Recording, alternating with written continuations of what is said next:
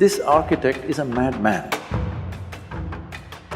but he's a very super sane madman. He built it in such a way, the audacity of him is such, if you pull down one column, the entire temple will come down. It's over 1,000 years ago, when there were no cranes, when there were no machines, when there were no trucks, when there were no any kind of mechanical things. They put a ramp of 10 miles, a mud ramp, and they brought this single piece of stone, 160 feet high above, and made a gopuram out of it.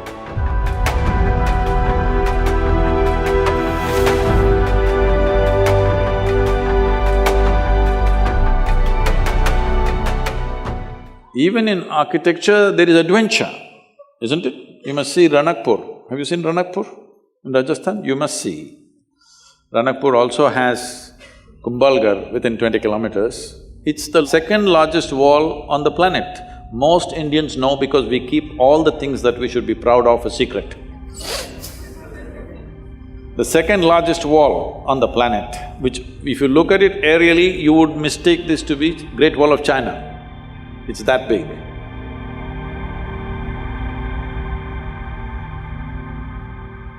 But most Indians don't even know there is a wall like this, it's in Kumbhalgarh.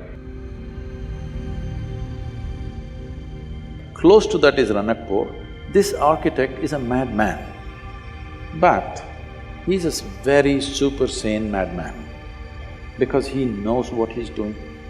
See, if you build a building, this is a temple with 1,000 columns.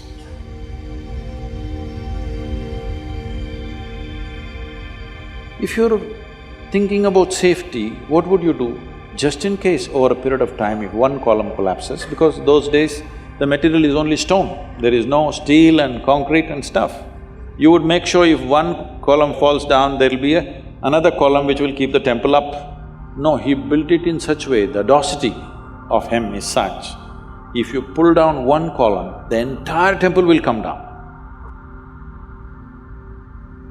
His pride in his intelligence and capability is such that he made it in such a way, if one column comes, the temple should not exist. And it's standing for over 500, 600 years without an issue. You will see something like that in the yoga center. We built an elliptical dome, no steel, no concrete. And at the top, it's only 8 inches thick. And just to freak people, I left a 9 feet diameter hole. People said, this will going to collapse. It will not collapse.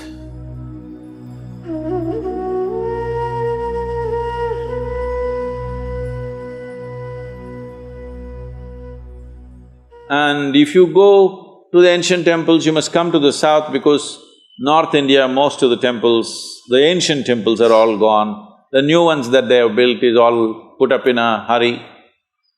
But if you come to the south and see, one amazing thing you will see is their sense of geometry. Unbelievable. How they arrived at this sense of geometry, 1,000 years ago, 2,000 years ago, absolute geometric sense in their mind. You've seen Belur Halebeedu? Have you? Karnataka temples? Oh, it's a must-see. It's just a must-see for any human being, especially those of you who are in architecture, art, whatever you are into. Some aesthetics you are into means this is something you must see.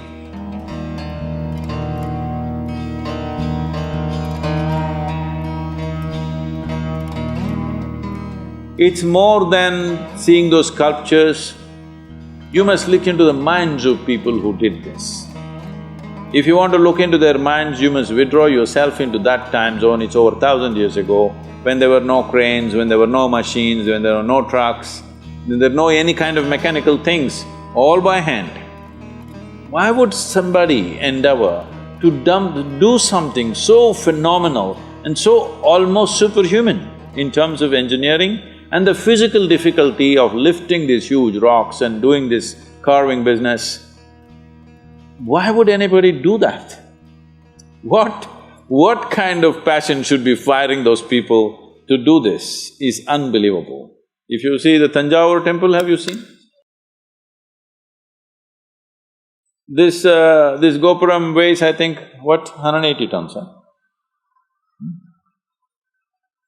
180, is it? Does anybody know? I think somewhere in that range, over 120 tons for sure.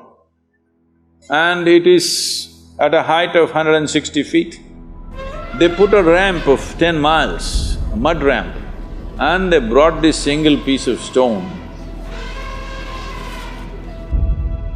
160 feet high above, and made a gopuram out of it. Exquisitely carved.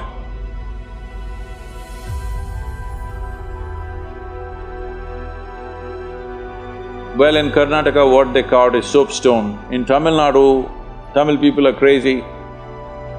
They carved granite into very fine structures, which is far more difficult than carving soapstone. And they put it up there. What is it that's firing these human beings?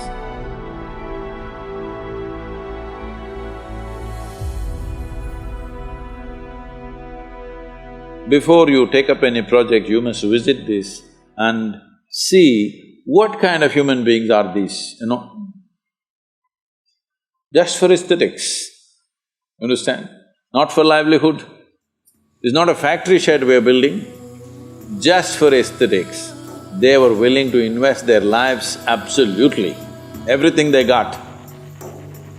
I think we need that culture back if we want to create a beautiful India, very important.